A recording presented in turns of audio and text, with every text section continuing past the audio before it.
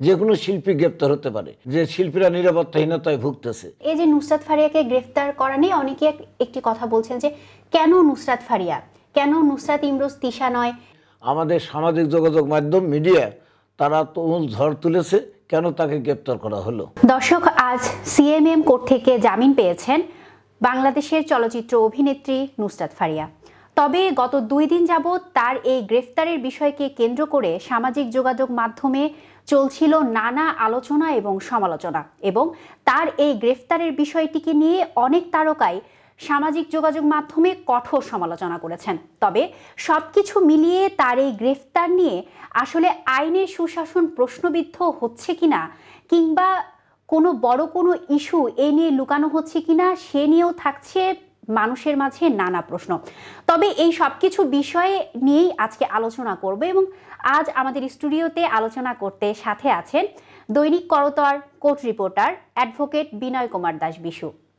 শুরুতে জানতে চাচ্ছি, কেমন আছেন আপনি? আল্লাহর দোয়ায়, আপনাদের দোয়ায় ভালো আছি। সরাসরি আমি আলোচনায় চলে যেতে যাচ্ছি, এবং শুরুতেই আপনার কাছ থেকে যেটি জানতে চাচ্ছি, এই যে গত 2 দিন যাবৎ সামাজিক যোগাযোগ মাধ্যমে যেভাবে নুসরাত ফারিয়ার এই গ্রেফতার বিষয় নিয়ে সমালোচনা হচ্ছে, তারকারাও তার এই গ্রেফতার বিষয় নিয়ে কঠোর সমালোচনা করছেন, এর কারণটি আসলে কি? তার নামে তো আসলে ভাটারা থানায় একটি হত্যা চেষ্টা মামলাও হয়েছে, তাহলে এই সমালোচনার কারণ কি বলে মনে করছেন আপনি? আমি মনে করছি ব্যক্তিগত কারণ সমালোচনা, যেহেতু তার বিরুদ্ধে একটা মামলা হয়েছিল, এই জন্যে আমাদের আন্তর্জাতিক বিমানবন্দর শাহজালাল বিমানবন্দরে তাকে ইমিগ্রেশন পুলিশ আটকা দেয়। ইমিগ্রেশনের সময় তাকে অ্যারেস্ট করে তাকে হস্তান্তর করে সংশ্লিষ্ট কর্তৃপক্ষের নিকট।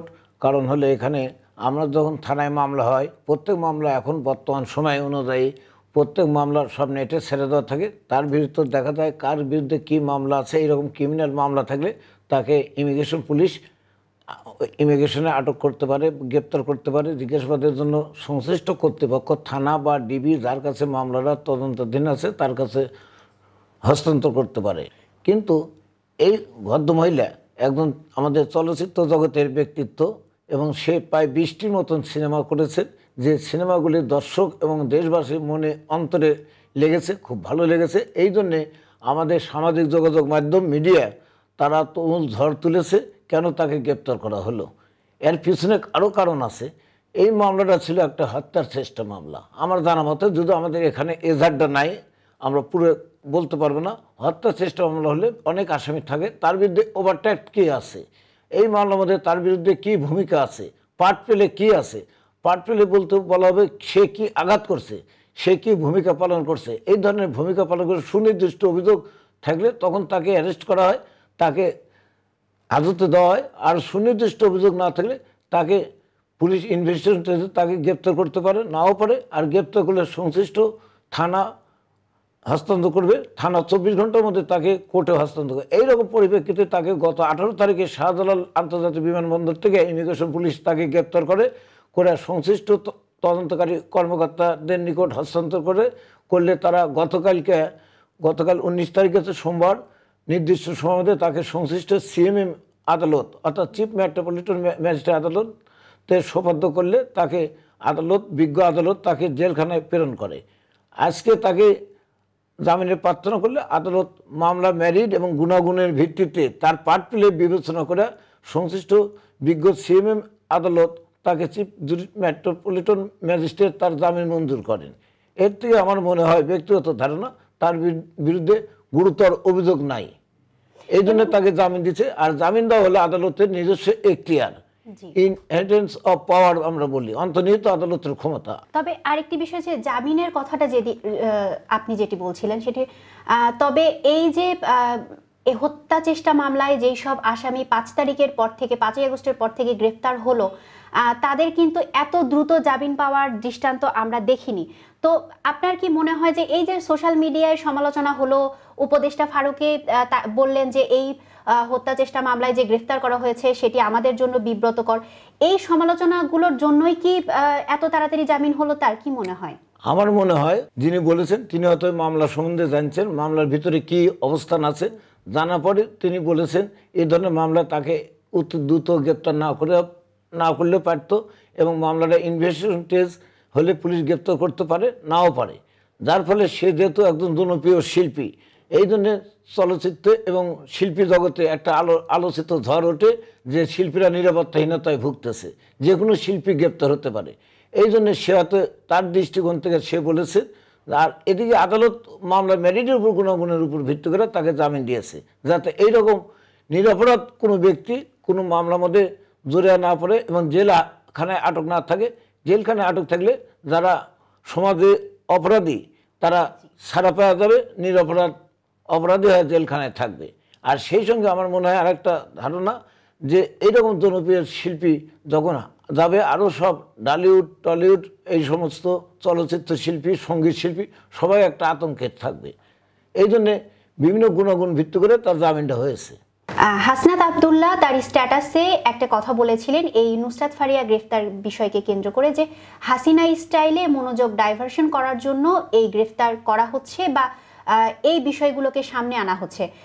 এই বিষয়গুলোর সাথে আপনি আসলে কতটুকু একমত? আসলে এই যে গণহত্যা করা হলো, যদি কারো ব্যক্তিগত আক্রোশ থেকে কারো নামে মামলা দেওয়া হয়, তাহলে সেই ক্ষেত্রে আসলে সুবিচার বা আসলে প্রকৃত যারা আসামি তারা আসলে পার পাওয়ার কোনো আশঙ্কা রয়েছে কিনা, কি মনে হয়? এইরকম ভাবে মামলা ধারাভাবে ধরা হলে, নিরপরাধ ব্যক্তিরা ধরা পড়লে, তাহলে বর্তমান ক্ষমতাসীন যে উপদেষ্টা সরকার আছে, উপদেষ্টা পরিষদ, তারা সমালোচনার সম্মুখীন হবেন যাতে তারা না হয়। এই জন্য তিনি অত ওনার ব্যক্তিগত যে জ্ঞান, উনি ব্যক্তিগতভাবে নিজস্ব মতামত দিয়েছেন ভালোভাবে যাতে নিরপরাধ ব্যক্তিকে না ধরা হয়। আর এক্ষেত্রে তদন্তকারী কর্মকর্তা তদন্ত করে যদি কোনো অভিযোগ না পায়, সে ব্যক্তিকে মামলা অভিযোগপত্র দেওয়ার সময়, যাকে আমরা সাধারণভাবে চার্জশিট বলি, অভিযোগপত্র দেওয়ার সময় তাকে অব্যাহতি দিতে পারেন মামলার দায় থেকে। আর যারা অভিযুক্ত তাদেরকে অভিযোগপত্র দেবেন, যারা ওই মামলা অভিযুক্ত কিন্তু পলাতক, তাদের বিরুদ্ধে আদালতে গ্রেপ্তারি পরোয়ানা, হুলিয়া ও ক্রোকি পরোয়ানা, যাকে আমরা ইংলিশে বলে WAPA, অ্যাটাচমেন্টের জন্য মালামাল ক্রোকের জন্য পেয়ার দিতে পারেন। সেটা হলো আদালত, তারপরে আদালত তার বিরুদ্ধে গ্রেপ্তারি পরোয়ানা জারি করবেন চার্জশিট দেওয়ার পরে আরেকটা। আর যখন থানায় মামলা হয় তখন সেই মামলা হওয়া মাত্রই পুলিশ তাকে গ্রেপ্তার করতে পারে। এই ক্ষেত্রে হলো পুলিশ আগে যাচাই বাছাই করে, পুলিশ বা যে কোনো তদন্তকারী সংস্থা, সে PBI হোক, CID হোক, DB হোক, তারা যাচাই করে যদি পায় যে এর বিরুদ্ধে অভিযোগ নাই, তাকে গ্রেপ্তার নাও করতে পারে। এবং আপনার কাছে আমার শেষ একটা যেটি প্রশ্ন, সেটি হচ্ছে যে এই যে নুসরাত ফারিয়াকে গ্রেফতার করা নিয়ে অনেকে একটি কথা বলছেন যে কেন নুসরাত ফারিয়া, কেন নুসরাত ইমরোজ তিশা নয়, কেন অন্য কোনো অভিনেত্রী নয়, শুধুমাত্র তাকে কেন গ্রেফতার করা হলো? এই বিষয়ে কি মনে হয় আপনার? এজাহারে তার নাম ছিল বা তার নামে মামলা হয়েছে এই কারণে? এই কারণে মানে তার এই মামলার মধ্যে আগেই বলেছি আমি, এই মামলার মধ্যে কী গুরুত্ব আছে, কী বর্ণনা আছে আমরা এখান থেকে বলতে পারি না। আর যদি হত্যার চেষ্টা মামলা হয়, সাধারণত আমরা ধর্ম যে অবৈধ জনতায় বেআইনি দলবদ্ধ হয়ে কোনো একটা দাঙ্গা হাঙ্গামা, মিছিলে বাধা প্রদান, ভাঙচুর, অগ্নিসংযোগ, রাষ্ট্রদ্রোহীমূলক কার্যকলাপ বা এই ক্ষেত্রে মায়ের পিঠের জন্য হত্যার প্রচেষ্টা মামলা আসবে। সাধারণত 323, 325, 307, 326, 326 আসবে তখনই যদি গুরুতর আঘাত করা হয়, গুরুতর জখম হলে। সিম্পল জখম হলে 324 আসবে, 324 ভ্যালুবল সেকশন জামিনযোগ্য ধারা, 325 ভ্যালুবল সেকশন জামিনযোগ্য ধারা, 323 জামিনযোগ্য ধারা। এখন থাকে 326, যেটা মেডিকেলের উপর নির্ভর করবে। যে ব্যক্তি ইনজুর্ড হয়েছে তার মেডিকেল যদি 21 দিন তিনি হাসপাতালে থাকেন বা বিছানায় কাতর থাকেন, 21 দিন থাকলে, বেড শিখে থাকলে 320 ধারা অনুযায়ী তার বিরুদ্ধে 326 ধারা আসবে। তাছাড়া 326 আসবে না, 324 হবে। That is the valuable section. এই গুণাগুণের ভিত্তিতে এটা হলো মামলা তদন্তকারী কর্মকর্তা দেবে, আর আদালত সংশ্লিষ্ট বিষয় বিবেচনা করে বিচার কাজ পরিচালনা করবেন। এই জন্য উনি হয়তো এই ধরনের স্ট্যাটাস দিয়েছেন যাতে শিল্পীর জনমনে এবং নাট্যকর্মী হোক, সঙ্গীত শিল্পী হোক, চলচ্চিত্র শিল্পী হোক, কারোর জনমনে যাতে দেশবাসী আতঙ্ক না আসে। আরেকটি যেটি বলতে চাচ্ছি যে এই যে নুসরাত ফারিয়াকে গ্রেফতার করা হলো, যেভাবে সমালোচনা করা হলো, এই ক্ষেত্রে কি এই যে হত্যা চেষ্টা মামলাগুলো যেটা হলো, সেটাতে কি আসলে পুলিশের তদন্ত কোনোভাবে প্রশ্নবিদ্ধ হচ্ছে কিনা? না, পুলিশের তদন্ত প্রশ্নবিদ্ধ হবে না। ইমিগ্রেশন পুলিশ যে কোনো ব্যক্তিকে আটকাতে পারে বা ব্যাক করতে পারে, মামলা ছাড়াও ব্যাক করে দিতে পারে যদি কোনো অপরাধের সংশ্লিষ্ট পায়। তাহলে এক্ষেত্রে আমরা ইমিগ্রেশন পুলিশকে আমরা ভুল বলবো না, তারা তাদের কর্তব্য দায়িত্ব পালন করছে। আচ্ছা, আপনাকে অসংখ্য ধন্যবাদ। আপনাকে অসংখ্য ধন্যবাদ। দর্শক, এতক্ষণ আমাদের সাথে থাকার জন্য আপনাদেরকে অসংখ্য ধন্যবাদ। পরবর্তী আমাদের নিউজের আপডেটগুলো পেতে দৈনিক করতোয়ার সাথেই থাকুন।